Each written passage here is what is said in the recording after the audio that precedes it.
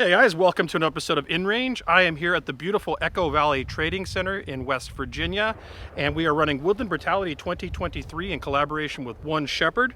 We do have a really cool shirt, Screaming an Existential Dread, which is what this match will do to you, which is really fun. And we've got some really amazing, unique stages this year. In fact, one of them is going to be at night, and you'll see that later. But we also have a scoring metric. So I am actually shooting a Robinson Arms XCR-M with the Sig Sauer Tango 1-6 on it. And because I'm shooting .308 and battle rifle, I only have to get one hit on each target versus 2 hits for an intermediate cartridge like 5.56 or 7.62 by 39. And if you want to shoot PCC and not use a pistol, you get 3 hits on each target. We are accepting that for long range targets so that we don't have that imbalance the stage too much, but for all the targets that are like 100 yards and in, that'll be the scoring metric. And we're going to play around with that idea. And if you think about it, it makes a lot of sense. You're shooting .308, 150 grain bullet ostensibly, and you're shooting 5.56, 2 bullets, 55 times 2, roughly close, and PCC. So we're kind of playing around with that idea, and we'll see how that metric works out. We've done this before at other events, and I think that's actually kind of a cool way to do it and bring out the big old guns while not also breaking steel, which is another reason for that. So for my pistol, I have acquired one of these, the Beretta 92X Performance with a Steiner red dot sight on it, and I have a light on it, not because I need it necessarily for this match, because I'm using one of those carnivore holsters that'll take anything as long as it's got a light on it to lock onto. So stay tuned for a whole bunch of stages. We've got trenches, we've got night shooting, we've got kettlebells, we got all the things that you would expect from a brutality match. So for my first stage of the day, I'm shooting a Sniper Special Ops based on the piece of amazing cinematic history by Steven Seagal. Start seated in a chair and there's a target at 50 and 80 yards. I acquire my rifle and get 1 hit on each. If I was using an intermediate cartridge, I would need to get 2 hits on each because these are within that 100-yard distance. Move back to the 400-yard position, put the rifle down, throw the kettlebell over the wall, go around the wall, get back on the rifle, and then get 1 hit on each of the 400-yard targets. The 40-yard targets are past the 100 yards, and so everyone's only needing to get 1 hit from that position. If they feel like they can't get all the hits at that position or can't do it, they can acquire their rifle and run 200 yards downrange and split the difference and do the same thing at 200 yards.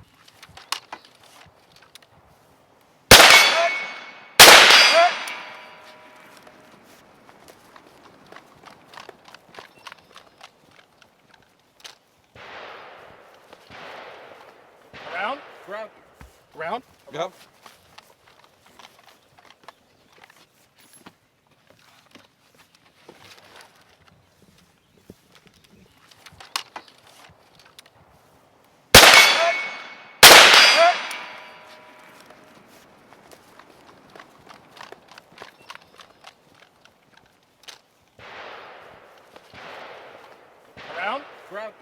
Round. Yep.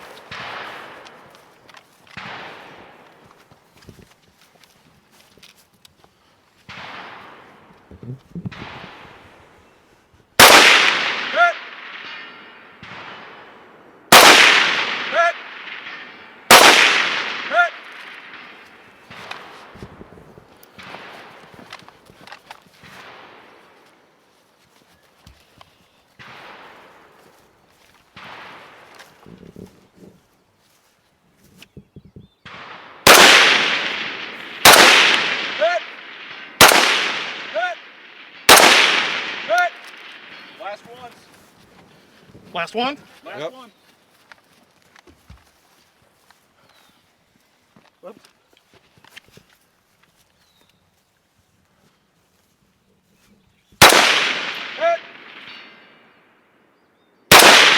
Hit! Finished. All right, so that actually went exceptionally well. This rifle is dope. I have actually really always enjoyed using the Robinson Arms XCM and 308. The recoil impulse is quite mild. I don't feel like this is very hard to control. I do have an FSC slash, brake sort of thing on there, and that does make a difference. And of course I was on a bipod, but I mostly went 1 for 1 on those 400-yard targets. Maybe there was 1 or 2, but it was pretty close to 1 for 1. And the SIG 1-6 Tango is a great LPVO. I just zoomed in a little bit. I did not go all the way to 6. I think I was at 4, maybe, right around there. And it was really not hard getting those targets. And the BDC was right on. The 4 was 400 yards. It was perfect. One of the small advantages we have here, though, from coming from Arizona, is that in this part of the country, a lot of people don't really get the opportunity to shoot past 100 yards, or even sometimes past 50 yards, because there's so few ranges around that allow and afford that capability. So a little bit of an advantage just because of geographic location and training opportunities, but this rifle, kick butt. So this next stage is the trench stage, and you start behind a tree, draw your pistol, and you get 3 hits on a pistol steel through the slit in the tree, and then we're on the left side of the tree. You run to the next tree and repeat that from the right side of the tree and the left side of the tree. The last shot, you drop your magazine and you have a critical shot left in your chamber. That's how we clear guns a lot at Brutality, because we now know we have a cleared gun. You holster your gun, go into the trench, run to the end, and there are 2 ammo cans there with 9 wooden eggs in it. You pull the egg out and it's got a number on it, 1, 2, or 3, and that designates the position you shoot from in the trench. Ultimately, everyone that shoots this match will shoot all 9 positions unless they run out of time. It's just a matter of what order you'll end up pulling the eggs out of there. And I've got this, and I know the target at position 1 is kind of hard to see, so I'm hoping that Tango there will help me tango.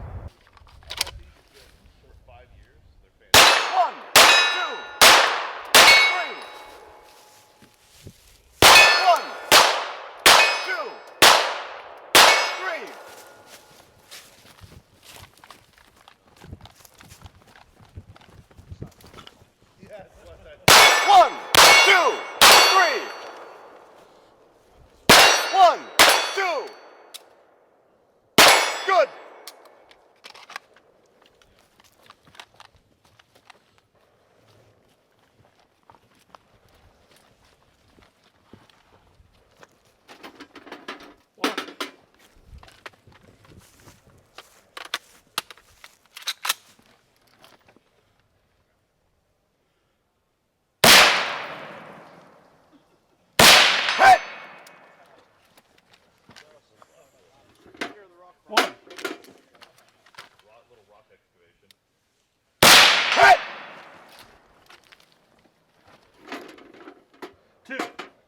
You're good. Where is it? I don't see it. Come left. It's left of the camo.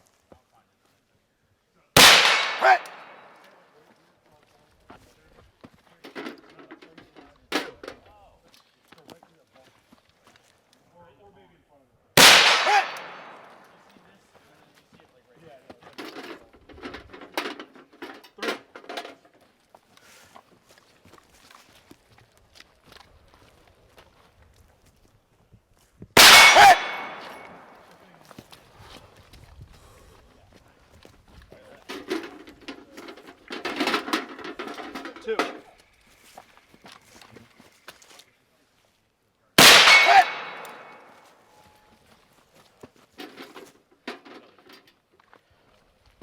Three.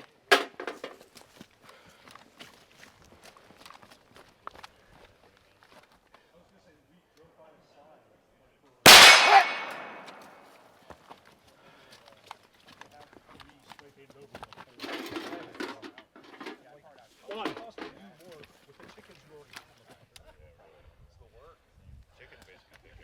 The work has gotten worse?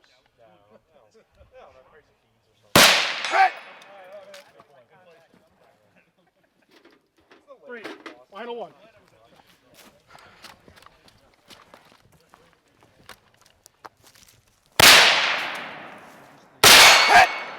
Whew.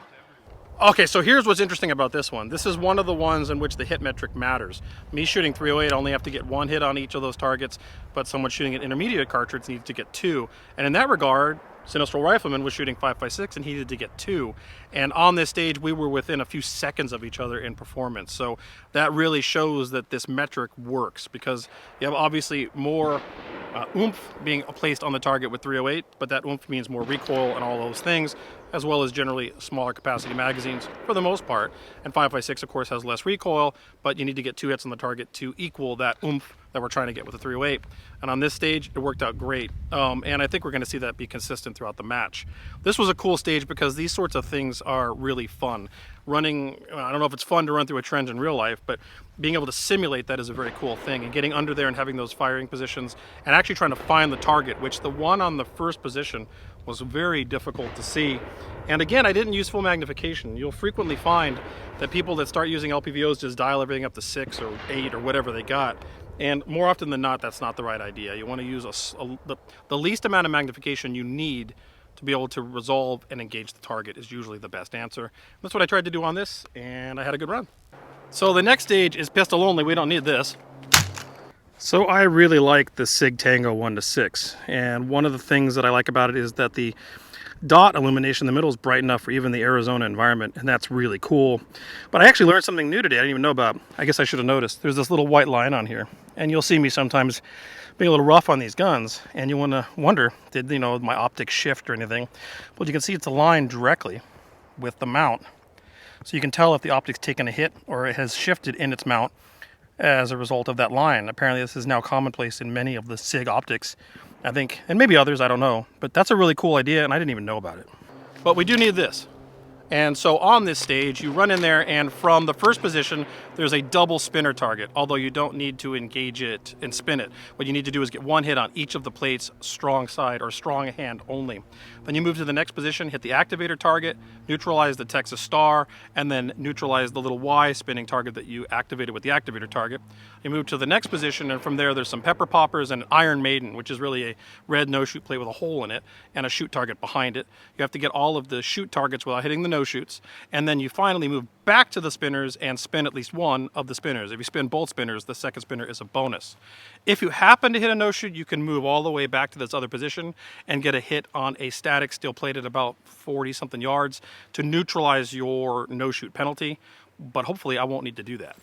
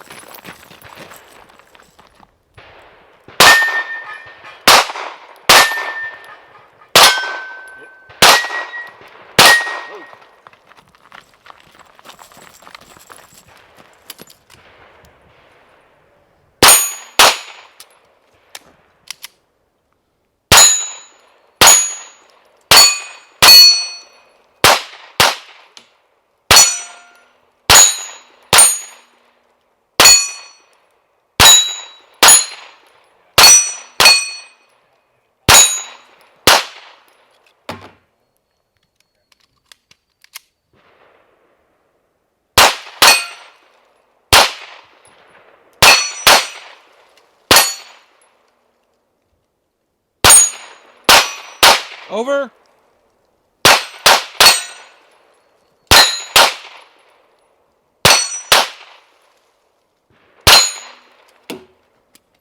That's it.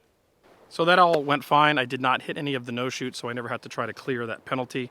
The only thing that really went wrong is when I went to the double spinner, I at first attempted to spin the double spinner, and that becomes this weird thing of things moving back and forth, and it actually slowed me down on spinning the one I needed to spin, and I never spun the second one. I think I got a little brave because I watched Fagan do it, and he spun both of them and was going ding, ding, bing, bing, bing, and hitting both, and it did not work out for me, and I found that confusing. I think that's something you'd have to practice on.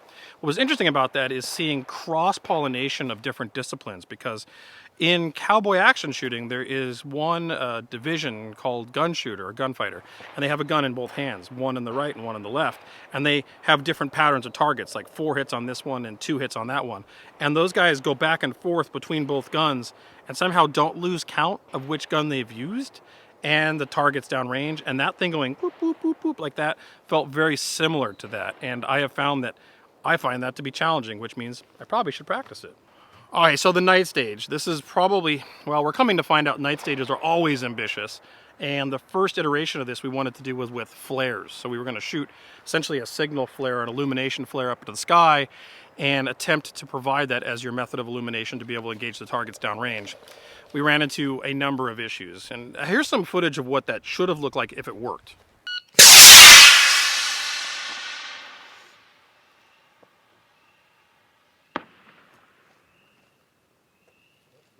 That'll be a good one. Yep. Yeah. 1,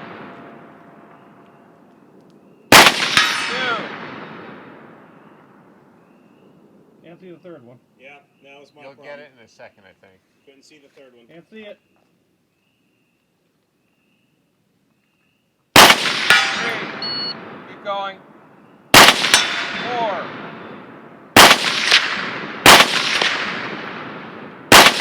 5.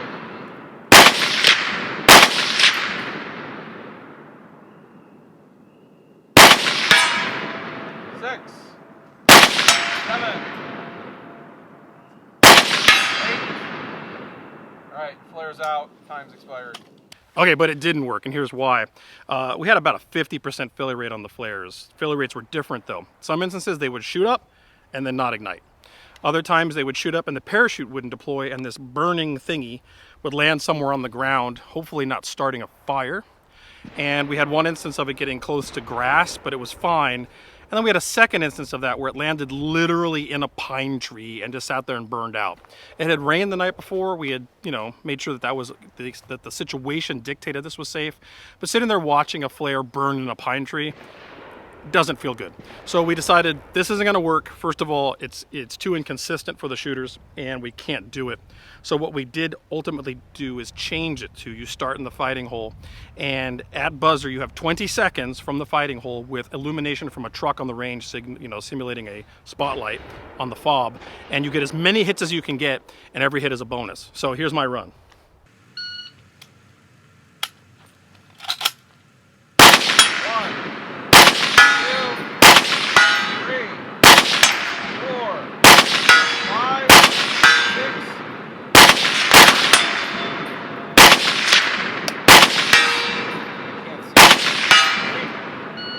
So I had the opportunity, funsies, to actually shoot it once with the flare, which did not count for score, and once with the light from the truck. And interestingly, it wasn't that different for me because I had a flare that worked. But using the truck as illumination like a spotlight was a much better idea, and it provides a much more consistent experience for all of the competitors, and I'm glad we did it that way. I did pretty well with this. Watching other people, I think I was somewhere in the middle of performance on that. But, 308 brings a little extra recoil to the table, so I feel good about it. So this next stage is run through the jungle. So we've got the forest environment that we normally use for the Casarda drill, but the Casarda drill is somewhere else this year, and we'll talk about that next. But in this one, you have to suit up with a backpack filled with a loosely filled bag of 50 pounds of brass and junk. And from what I understand is it's quite difficult once that's on you. So you get this 50-pound backpack on, and you start at the start position, draw your pistol, and you get one hit on 3 steel targets in iteration. At the last steel target, you drop your mag on the last one, and you have a critical hit with the round in the chamber, so you have a cleared gun. Holster up, you run to the first log position, go prone behind logs, get a hit on this flash target. For me in battle rifle, 1 hit. Move to the next log position, 1 hit on the flash target, again, battle rifle. And move to the final log position where you can shoot anywhere on the log or to the side of the log and get 1 hit on the flash target. At the end is a spinner target, which is a bonus, and up to you if you want to engage it. Hit! Hit! Hit! Hit! Hit! Hit!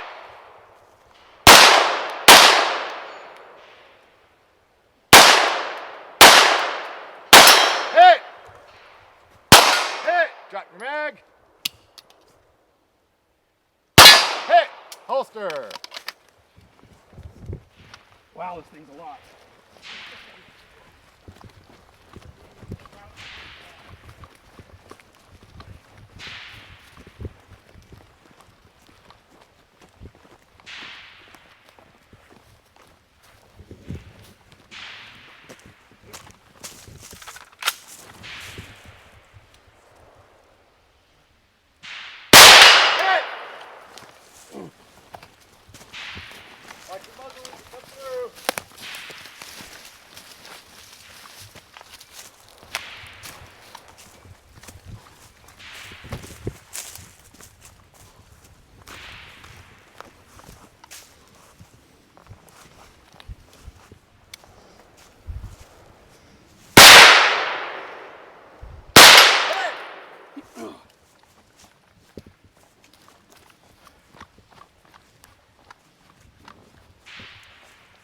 Hit!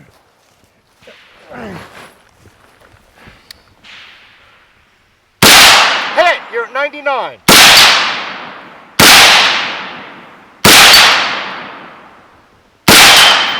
Over! Well, this one actually went really well. The Beretta, I had really no problems with that. One thing I do want to say about using the Beretta now, this is my first time using this in competition. The gun's great. This enclosed red dot sight is quite tall, and I find it quite slow for me to acquire the dot when I come up on it. In fact, we heard Russell Fagan say that in other videos on InRange that trying to acquire the dot is a slow process. I don't know if I'm going to stick with this or maybe change the grip or maybe change it to a different red dot sight, but it took me a minute to get the dot, but once I got the dot, it was fine. Bing, bing, bing, bing, bing, bing, bing, bing, bing, got the critical hit. The middle one, which is kind of spliced between two logs, we lost a lot of people, hit the logs and not the target. And that wasn't an issue for me, you kind of went for a headshot. So then you, of course, this is clear, put that away, and then we get to the 308, ran over the logs, and I will say, right off the bat, you cannot move very fast with that bag of 50 pounds of brass. Like they call it, I think, was it Mr. Jingles? And it slides around and it's unstable on your back no matter how tight you get it. If you get it too tight, it restricts your movement. But even with it tight, it's still moving around, it's sloshing. And when you're walking, this thing is sloshing around. And we're walking through a field condition with mud, and you don't want to fall. So you have to move at a pretty consistent pace, and you can only go the speed you can go at. Get prone behind those logs, get the hit. Of course, no problem with the 308. Got up, had to be very careful getting over the logs because that Mr. Jingles was trying to make me DQ myself. Over the log, again, no problem. Last log, no problem. And the spinner goes over like instantaneously with 308. So that was a no-brainer to shoot for that bonus. But that bag of stuff sloshing around was legitimately added a significant amount of difficulty to the pistol part. But for me, at least, added more difficulty just in the movement from position to position, from trying to not fall down in the process of getting there. So that was a real challenge. And the fact that the bag was unstable was really the problem, not the weight. Final stage for me, and maybe not for everyone, was the Casarda Drill Enhanced. And you start 50 yards down range, draw your pistol, and you have to get 3 hits on two 50-yard pistol targets, and then 3 hits on a close 15-yard target, drop the mag, 1 critical hit, put your pistol away. Then you run over, pick up the kettlebell, run it up range 50 yards, drop it behind the first fault line, load up your rifle, and go prone and get your hit. And of course, then it's a standard Casarda drill. Throw the kettlebell, go to where it is, get your hit, etc. until you've moved 50 yards, and every fault line you go past gives you a bonus.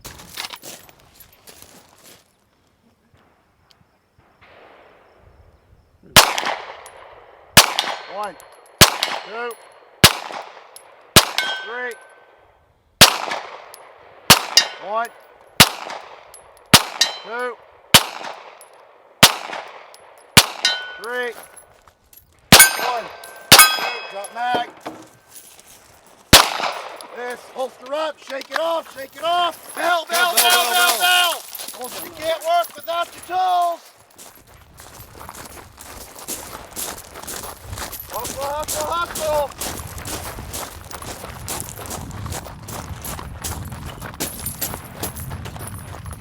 There, no, right there, right there, right there.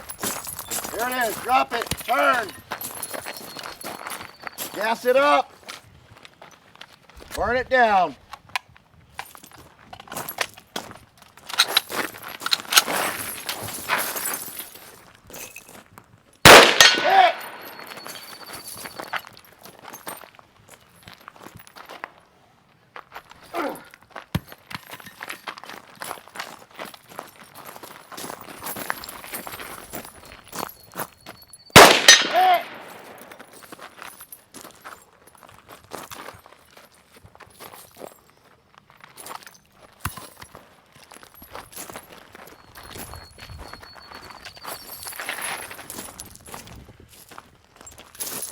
Hit! Pop up, let her fly. Hit!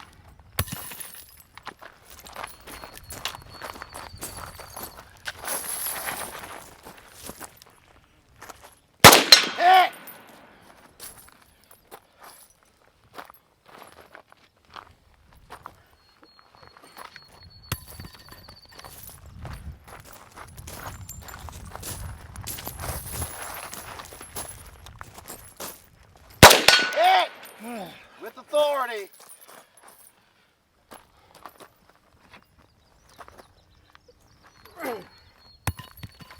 gas, no brakes.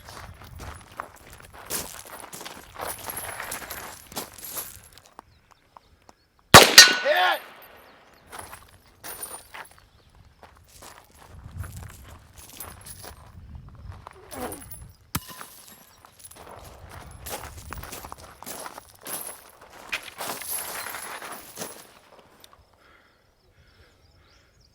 Hit!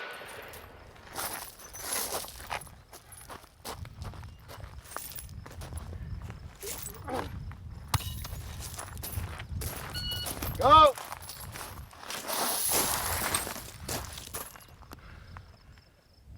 Hit! Make it a good one!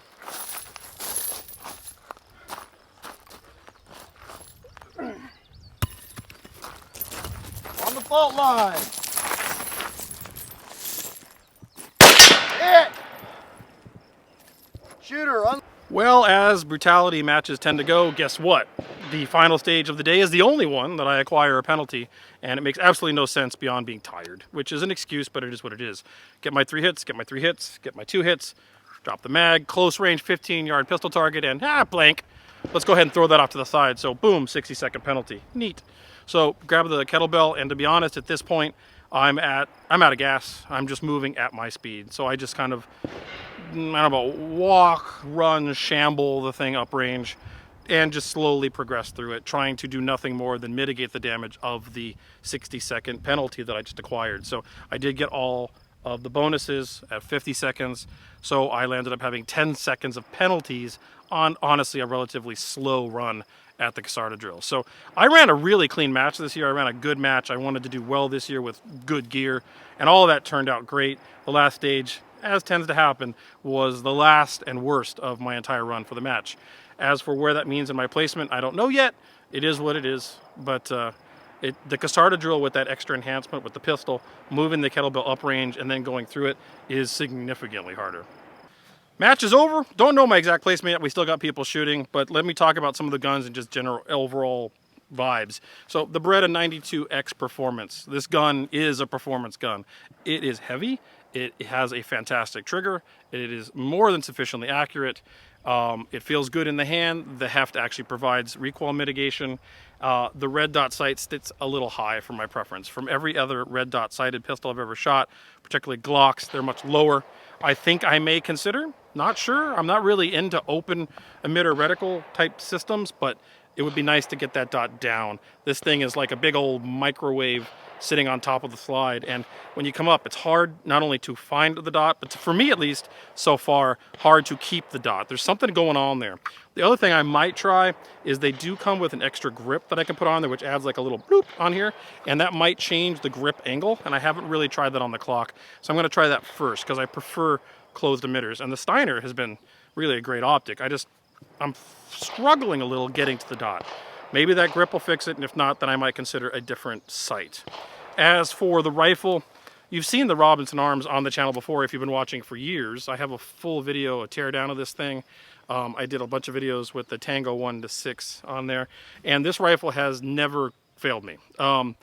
I've heard really interestingly mixed reviews about the XCR, but for me at least, and my experience with this rifle, it has been fantastic. It is very accurate.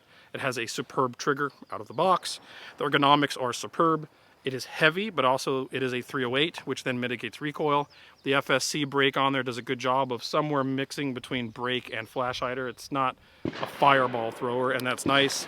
The stock is rugged. Everything about this is rugged. I legitimately and very genuinely prefer this to the Scar Heavy. I have shot the Scar Heavy quite a bit, and I do not care for it.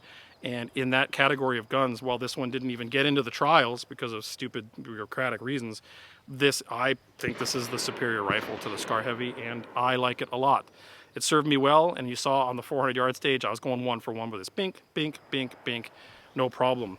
Part of that was the rifle, part of that was the optic. Again, this is the Sig Sauer Tango 1-6, and this is an exceptional LPVO. I think the BDC is right on for 308. You put it at 4, and pull the trigger, and you hit at 4.